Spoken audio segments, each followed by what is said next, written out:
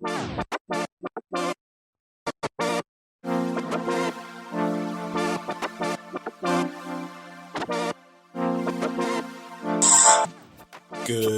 morning, Trumptopia.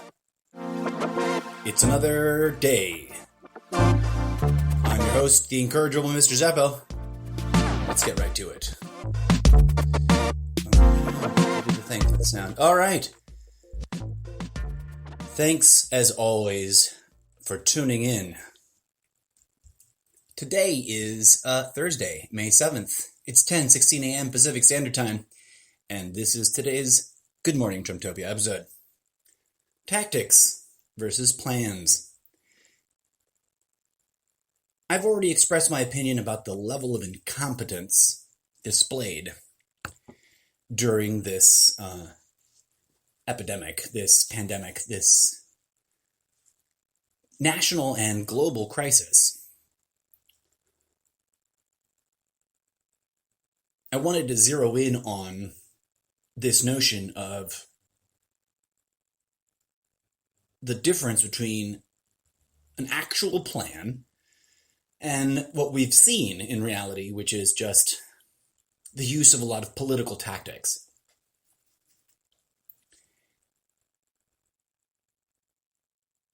I understand that Trump supporters will dismiss anything that anybody says about Trump and his lack of clear and meaningful leadership. But if they were to really earnestly compare the way Trump, as the President of the United States, has approached this situation to the way, let's pick, for example, Governor Cuomo of New York has handled the situation. Now, I'm not a political fan of any politician. I look at them as human beings. I don't subscribe ideologically to any particular political camp. So I can't be accused of being a leftist because I don't subscribe to leftist ideology. Same thing with ideologies to the right of the spectrum. So, speaking from a non-ideological point of view, and setting aside conspiracy theories about how all of this is fake or it's all planned, let's just look at the realities of what's happened. When all of this initiated, when all of this hit the news, when all of this started happening, Trump downplayed it, minimized it, spread a lot of nonsensical bullshit about it being just like the flu and going away miraculously. He literally said, it'll be like a miracle. And none of that is played out. It's now been shown, according to some mainstream reporting, which of course, there's all the debate about how accurate that is, but let's just take it at face value because there's evidence and supporting statements here that make it seem credible enough that the CDC issued data-driven, science-based guidelines and recommendations for how to proceed with quote-unquote reopening the economy. According to recent reporting, the Trump administration not only chose to ignore those recommendations, this is, of course, just reporting. I personally haven't been able to verify, right? So it could be an exaggeration, it could be disinformation, but it might actually be legit because it seems to correlate with other statements. For example, there's two new whistleblowers blowing the whistle on the Trump administration. And one of those whistleblowers has to do with this issue, I believe. So the CDC, set aside whatever opinion you have about the CDC, and just consider that it is staffed with professionals, with scientists and doctors. And while corruption can make its way into any human organization, so can people with integrity. The CDC issued a 17-page report, according to reporting, that is just hitting the press now. And someone in the Trump administration, this has not been revealed or anything, but according to the reporting, someone in the Trump administration literally told officials at the CDC that their 17-page report would never see the light of day. Now, taken individually, one could dismiss that and say, well, that's just, anti-Trump bias. But what Trump actually did seems to conform to that. Instead of relying on data, relying on science, the Trump administration has chosen to rely on political tactics, showboating, in my opinion. Comparing that to Andrew Cuomo, right? Like I said, I'm not politically aligned in any particular direction, and I don't dote or align myself or support politicians simply because of political ideology or belief system. Having said that, what I've observed, comparing and contrasting these two powerful men in positions of authority, has been clear. Trump is acting like a juvenile bully whose scam is kind of starting to unravel, whose control over the situation isn't as tight as he might have imagined, and who's trying to ensure his own personal success as it relates to getting reelected. Everything he's done stinks of political showboating. The fact that he's caused more confusion and more conflict than he's actually helped anyone is, the reason I draw that line. Now, compare that with Governor Cuomo, and in him, I see the kind of leadership that I think we can all agree we wish we could see coming out of the White House. He has spoken eloquently to the issue. He has addressed the concerns brought to his attention in a meaningful way. And he has been really clear about the simple fact that he is committed to making decisions based on scientific medical information, as opposed to political ideology, emotional state of being, etc.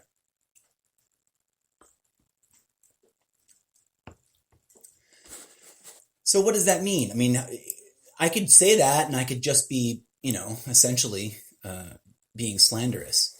But here's an interesting telltale sign, right? Like I believe this is from Axios from a day or two ago. They put out an infographic entitled Change in New COVID-19 Cases in the Past Week. The percentage change of the 7-day average of new cases, April 27th and May 4th, 2020. So they've got it color-coded. Deep green indicates that the percentage of the daily average is decreasing. A light green is a lower rate of decrease. Gray is holding steady. A light brown is increasing, and a dark brown is increasing by over 50%. So, according to this infographic, here are the states whose current numbers are holding steady. Michigan, Indiana, Pennsylvania, Kentucky, North Carolina, South Carolina, Georgia, Florida, Alabama, Louisiana, Utah, Idaho, Nevada, California, Oregon, and Alaska. The states in which the daily average is decreasing. Montana, North and South Dakota, Colorado, New York, New Jersey, Arkansas, and Wyoming. Those are both in the 10 to 40% range and the over 50% range. The two states that are dark green are Wyoming and Arkansas. Oh, and I didn't list Hawaii there. In terms of states that are increasing in number, as of the time frame indicated, Washington, Arizona, New Mexico, Texas, Oklahoma, Kansas, Missouri, Illinois, Iowa, Wisconsin, Ohio, Virginia, Tennessee, Mississippi, Vermont, and Maine, the Dominican Republic, and Puerto Rico. Everybody forgets that the Dominican Republic and Puerto Rico are absolutely parts of the United States. Not states, they should be, but they are territorial property of the United States. And those people are Americans. That's a whole nother episode. Now, I'm not trying to make accusations here, but I do see some correlations, right? California has been... Now, these aren't like hardcore straight correlations. For example, I'm really intrigued by the fact that California is holding steady. And California is one of the states with the most time under lockdown and the most stringent type of lockdown orders. Florida is holding steady, apparently, as according to this infographic, and they were nowhere near as stringent, to the best of my understanding. So that's interesting.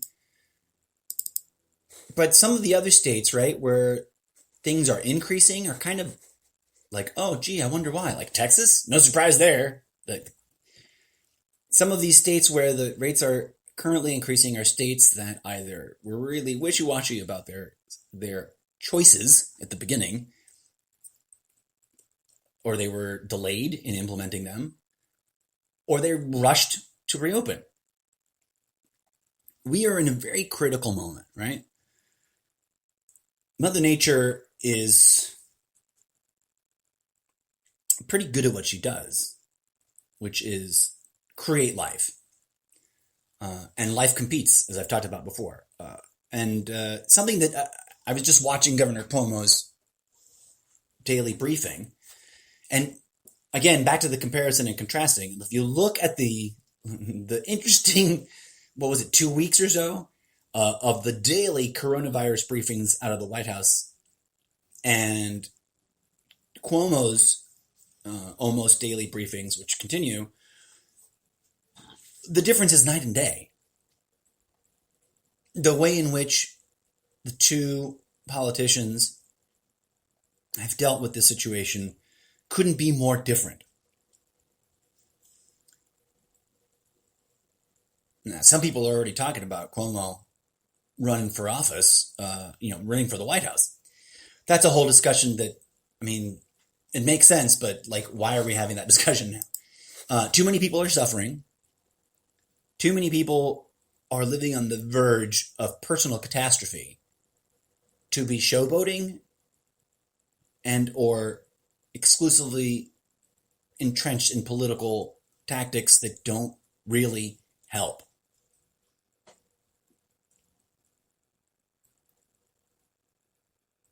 Now, interestingly, New York had one of the largest outbreaks. It's the state and the city considered the primary hotspot, especially early on.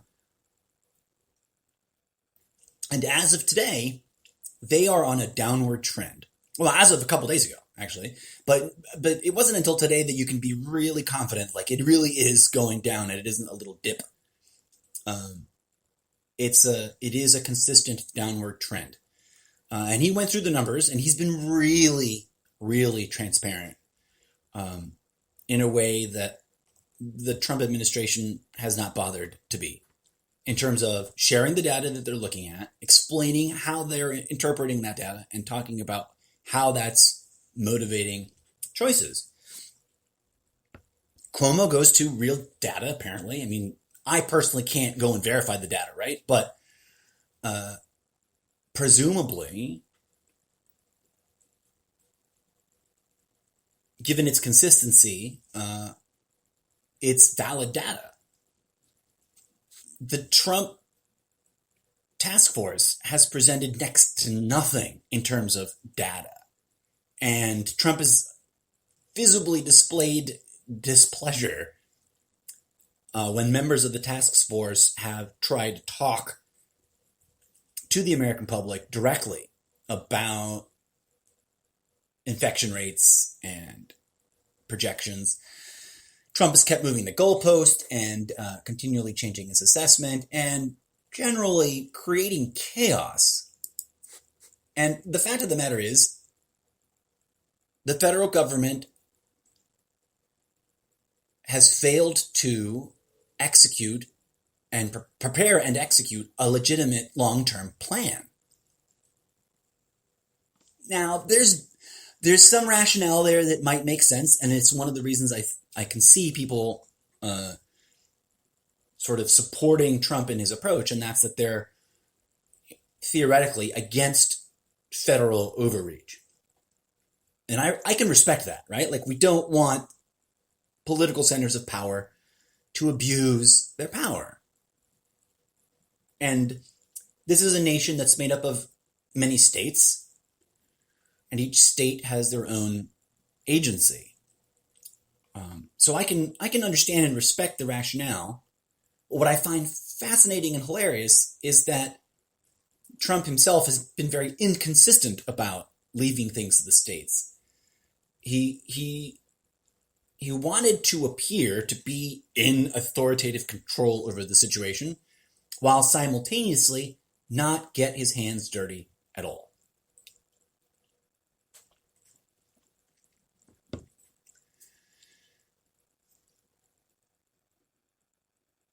Logistically, something that we are now coming to see in the data, as reported, is that New York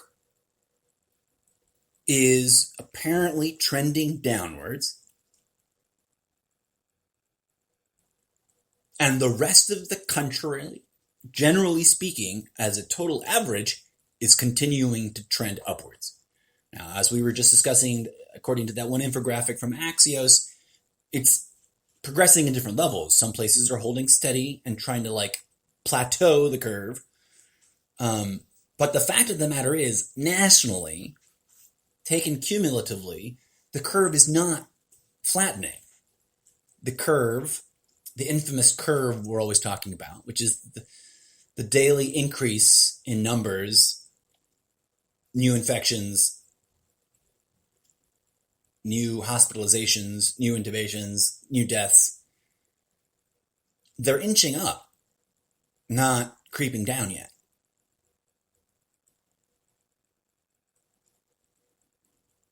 Interestingly, New York is not in as much of a rush to, quote, return to normal as other states are. So in the next 3 weeks, understanding that the evidence seems to indicate that this virus can spread through asymptomatic spreaders, which some people are like, well, that's new, that's blah, blah, blah. And then they're trying to diminish that. And quite frankly, that's not new. I personally have understood that the flu shares that, right? Like, I'm not trying to minimize COVID-19 to being just the flu, but they are sort of cousins, apparently. And it was something that I was aware of, that people can be relatively free of symptoms and yet be shedding whatever virus they're infected with. That's why I keep talking about Mother Nature, for anybody that's unclear about that. These things are organisms, right? It's not like a toxic substance that you can kind of go, okay, it's going to sit there. We've put it in a container. It won't do anything. These things are alive, right? Viruses are living entities that have priorities just like we do. They have needs and goals to survive, to reproduce, and to spread. That's what human beings do. If you flatten the definition of life down to just that, everything's a virus, right? Like everything needs to consume stuff in order to be alive and then procreate and spread. Why do I point that out? Because as we move forward, we as a species should not make the mistake of underestimating this or any disease.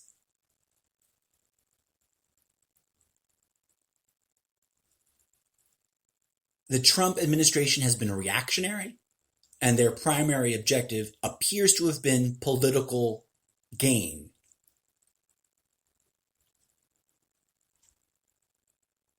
What people like Governor Cuomo and others, because he's not alone in his approach, he's just a really great example because he's really commandeered the national stage in a way that others haven't taken advantage of. I can't claim to have seen COVID-19 briefings from all 50 governors, but we get coverage of various governors making statements, on a weekly basis.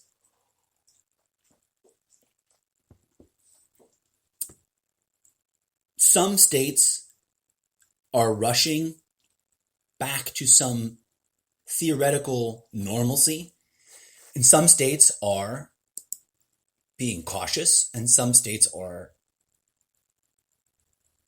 being more than cautious. Given what we understand about how this disease works, in about 3 weeks, we will have data that confirms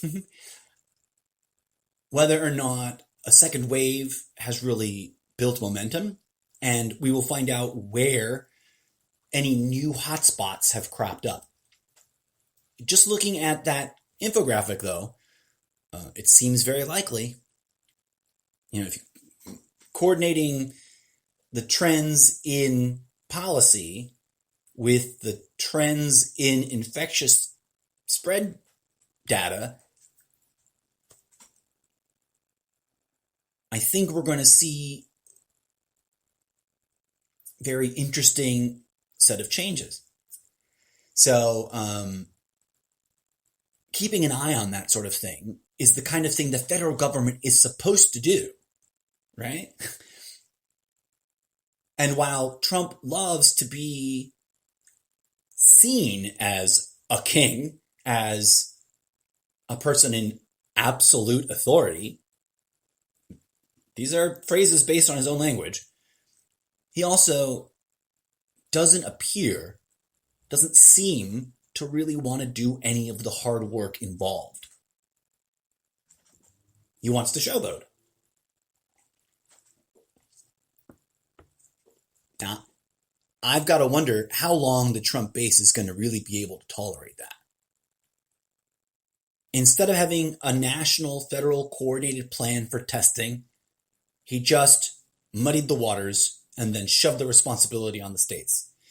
Instead of having a well-articulated strategic plan at the federal level for PPE distribution, he muddied the waters. He pit states against one another and the federal government, and then shoved the responsibility on others. Instead of having a well-thought-out, data-driven plan and recommendations for how to open back up, they shelved this report from the CDC, apparently making statements that how it will never see the light of day, and then proceeded to release vague, easily misinterpreted guidelines, which then Trump himself just refused to engage in. Governor Cuomo said something very interesting today that stuck with me. He said that, and he said it about himself, but he meant it in general too. He said leaders who approve new protocols, right? Leaders who instigate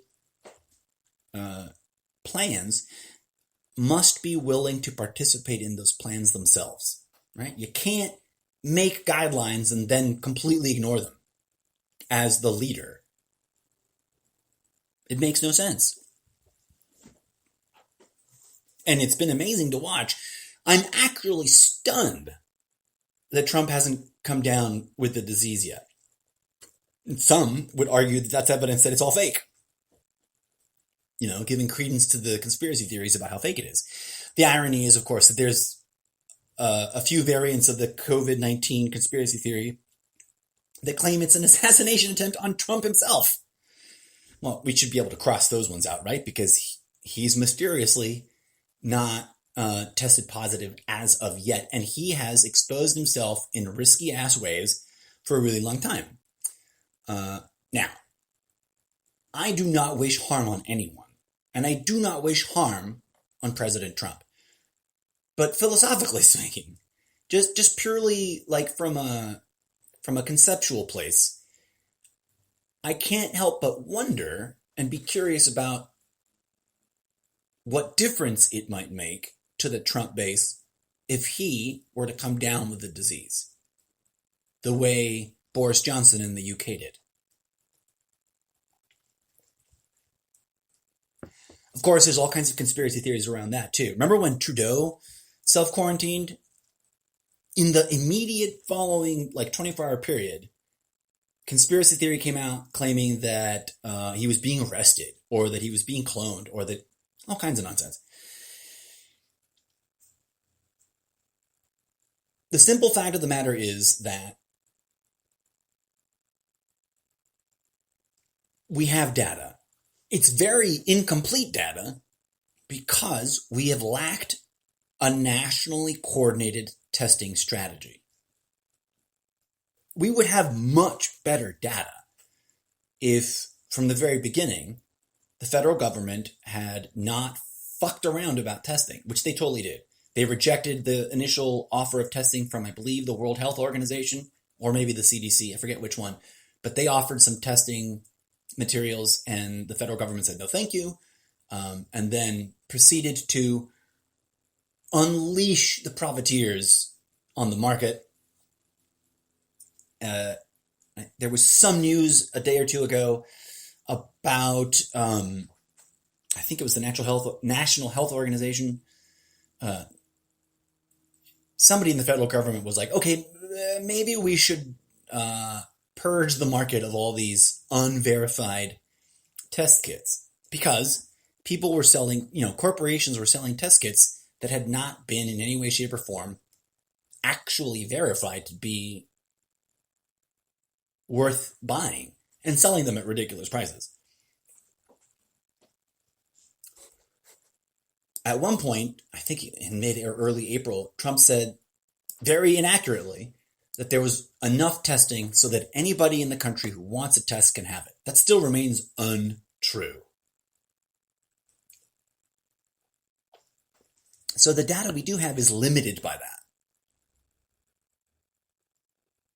If we had, instead of, another thing interesting, something that Governor Cuomo was talking about, which was not surprising, because when this happened, I was like, this has got to be nonsense, and it's got to be a distraction to something else, or at least maybe not a distraction, but definitely something that was missing the point.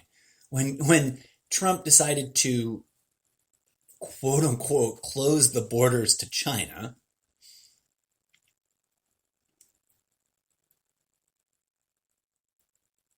that fixation on travelers coming in from China was a part and parcel with a sort of anti-China agenda that Trump seems to have. Despite having a huge personal admiration for the dictator that runs that country, he also has to show that he's fighting them. So that's what that was about. And just like the previous Muslim ban, remember that? That Muslim ban was so full of loopholes that it did not qualify as an actual ban. I could be wrong, but I think technically the same is true of this China ban, the beginning of the epidemic. And regardless of how effective that ban was in and of itself, what the federal government failed to do was realize that it was very likely this disease had already spread beyond China. And indeed, reports have been coming out over the last week and a half or so, or 2 weeks now, that evidence has come up indicating there have been cases of COVID that can be verified through testing that happened prior to initial cases originally reported. And that's one of the first things I considered when we were, winding up into this alarmist state of pandemic shutdown. It's like, yes, social distancing works, and social distancing and stay-at-home self-quarantine is a tactic that can help.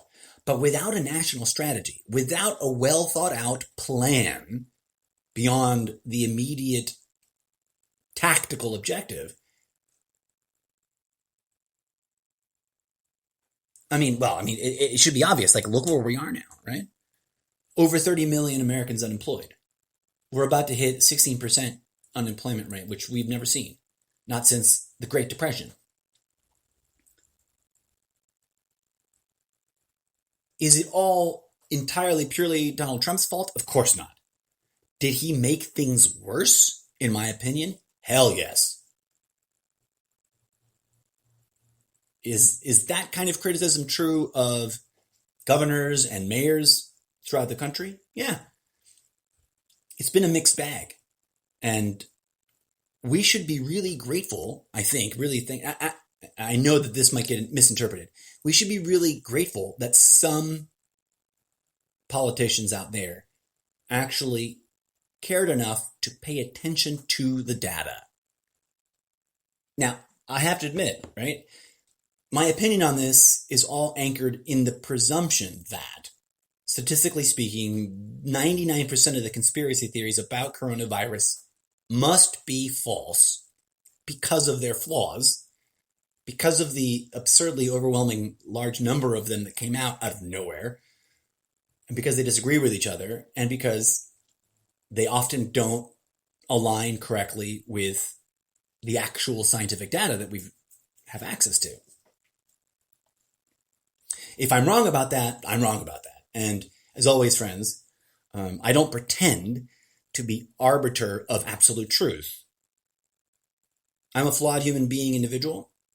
Well, technically a cybernetic artificial life form from another dimension, but I might as well be just another ordinary human being here, because that detail is, a bit of absurdism on my part. I'm not actually a robot from the future, but it's a character that I play in the content that I create for reasons that don't directly relate to this podcast.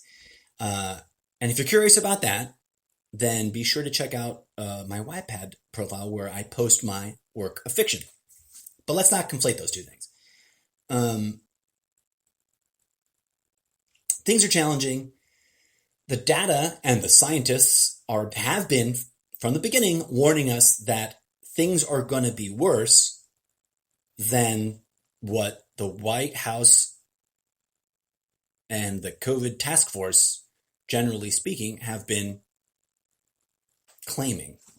Mostly Trump. And he just keeps proving himself wrong, right? It didn't go away miraculously in April. We didn't stop at 50,000 or 60,000 dead. If I'm not mistaken, we are now well past the number of total deaths incurred during the Korean War, if I remember correctly. According to worldometers.info on their coronavirus page, and I've mentioned them before, they have, this website has been acknowledged as a reliable source by various entities, and we can get into that.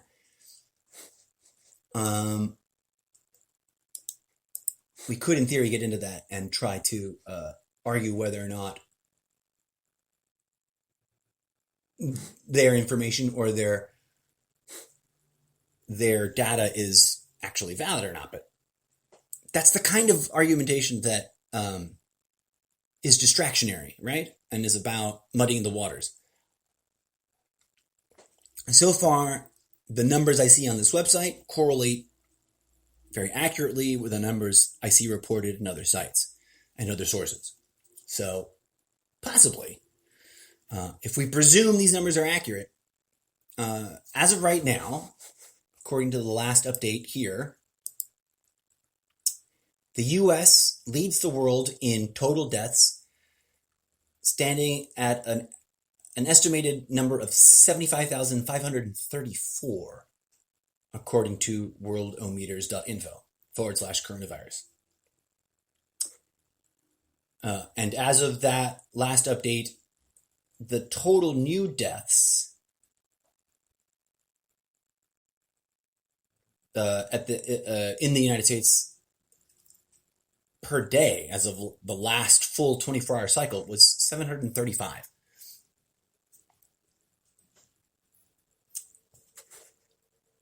The next country below the United States is the UK at 30,615.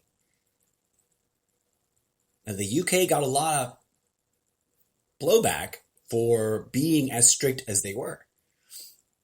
Let's see if we can find Australia, because they are the country that I have seen the most amount of internal complaints and criticism. Where are they? I'm scrolling down the list. Where are they? So far, I don't see them. I may have just missed it. They should be somewhere in the top third of the list. We got. Let's sort the thing by total cases overall. Okay, total cases overall. The U.S. 1,270,769. Spain is second with only 256,855. Italy, UK, Russia has been creeping up in the last week or two. France, Germany, Turkey, Brazil, Iran, China, Netherlands, South Africa. Pardon me for this boring bit where I got to scroll and find Australia. Austria, that's not Australia. Where is Australia? There we go. Australia. A country that was, their government was severely criticized for the stringent level of lockdown, but they are all the way down at only 6,896 total cases, with only 21 new cases in the last 24 hours.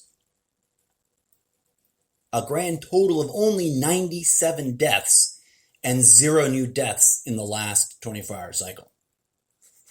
I was talking about in a previous episode the extreme in the, let's say the bandwidth of how hardcore these stay-at-home guidelines or lockdown procedures have been in different countries.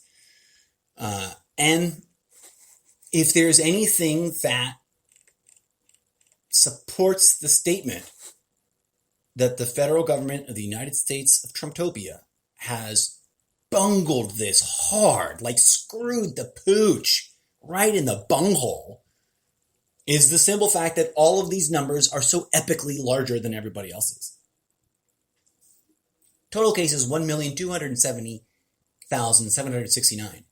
New cases as of the last 24-hour cycle, 7,677. Total deaths, 75,534. New deaths as of the last 24-hour cycle, 735.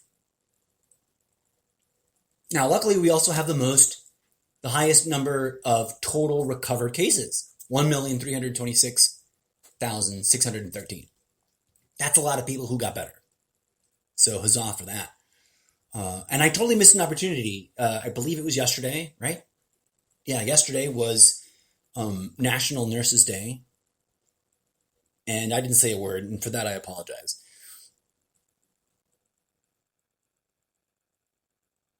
The frontline healthcare workers in this country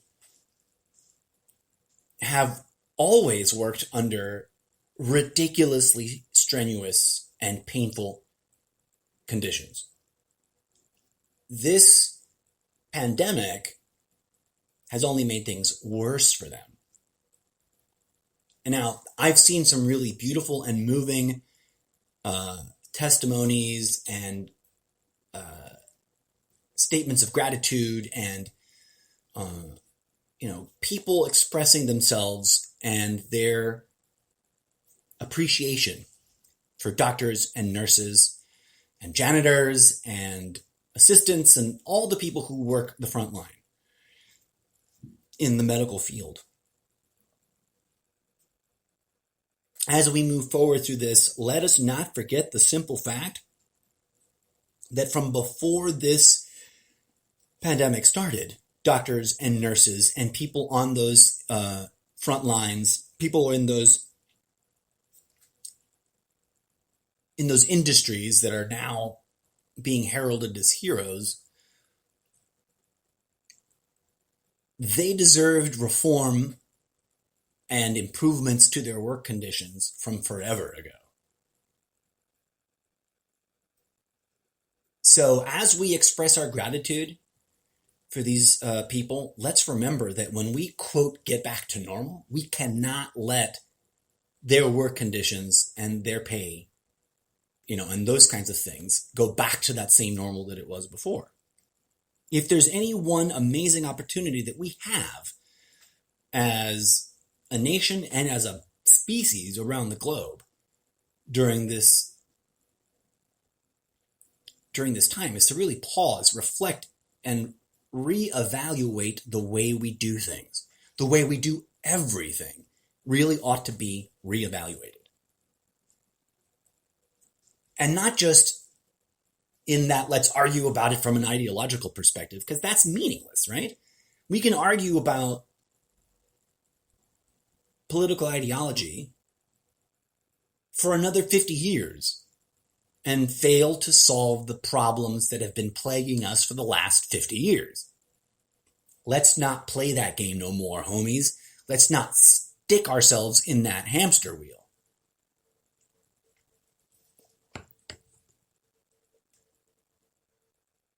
I want to take that moment to express my gratitude for doctors, nurses, janitors, teachers, and everybody that has had to continue working in whatever capacity. Yes, even the gun shop owners. I find it ridiculous that they were considered essential businesses. But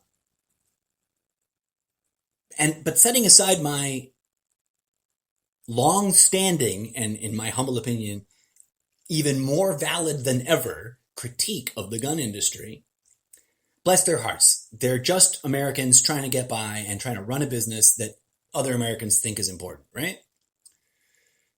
Ironically, though, we can't bring up the subject of guns and ignore that news that just broke about that recent shooting from February. That video is obscene. And it's painful to watch, and I'm kind of annoyed that they've shown it so many times on the news, but that's what they do. And it's one of those ugly facts about the world we live in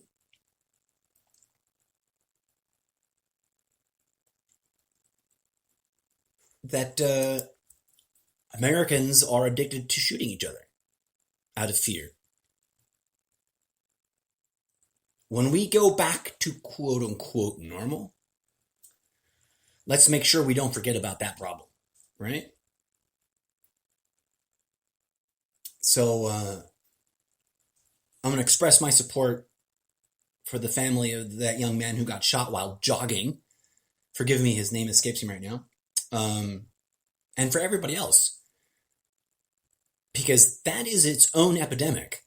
We have a national gun violence epidemic that's been raging in this country for the last decade or two.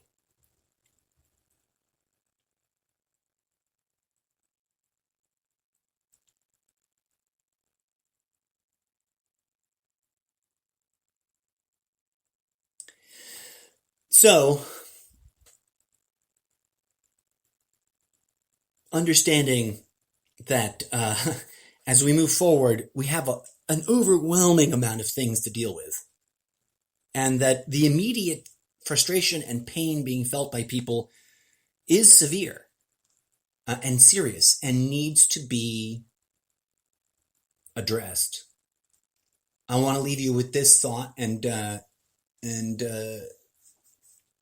idea, right? While we have the time right now on our hands, we should all be engaging in the civic organization that is required. I think. We can argue all you want about what's wrong with our political system, but if we don't get in there, get involved, and request change, demand it, or better yet, make it happen, then, when we go back to normal, we're going to be facing all the same problems that led us here.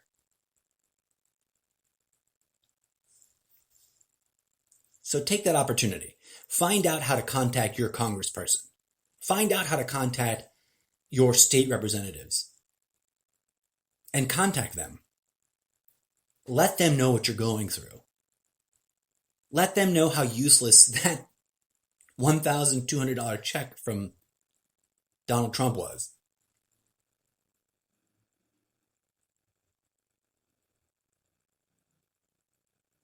And tell them,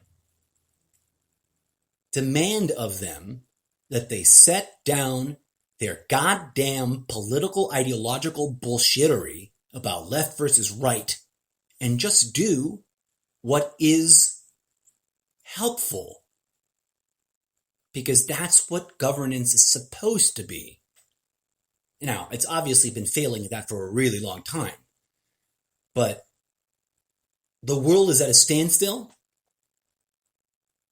and the people in power cannot ignore us now. As always, friends, I thank you deeply for tuning in and listening. And I apologize for any facts I may have mistaken, gotten wrong, or not had in front of me. I feel terrible. I knew I was going to talk about that shooting, and I didn't have that gentleman's name in front of me, and I feel stupid. And I apologize for any statements that I may make that might have been wrong. Like everyone else, I'm just trying to do my best to figure out the world around me and sharing that experience with you in hopes that you feel a little less alone or a little less confused or a little less overwhelmed by everything. And that you know that someone out there might be thinking up the same alley you are. It's okay if we disagree. I'm not here to argue with anyone. I don't create this show to tell people that they're wrong. I create the show to share my thoughts about what is going on, what could be going on instead, and why I think that disparity is happening. Why do I think that disparity is happening? Because, I made this meme a long time ago. You do not need a conspiracy theory more complicated than ego and greed. That alone covers all the nefarious bullshittery going on in the world. And you don't need a solution more complicated than healing and love.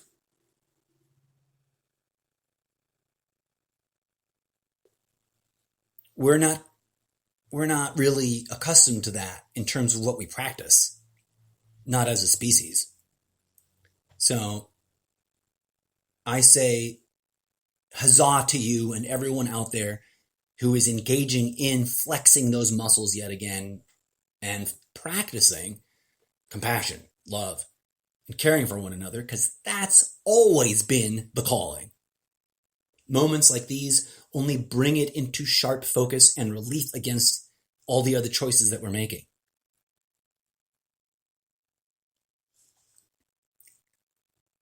I'll stop rambling at you for now, friends. As always, thank you for tuning in. If you appreciate what I'm sharing, please, let me know.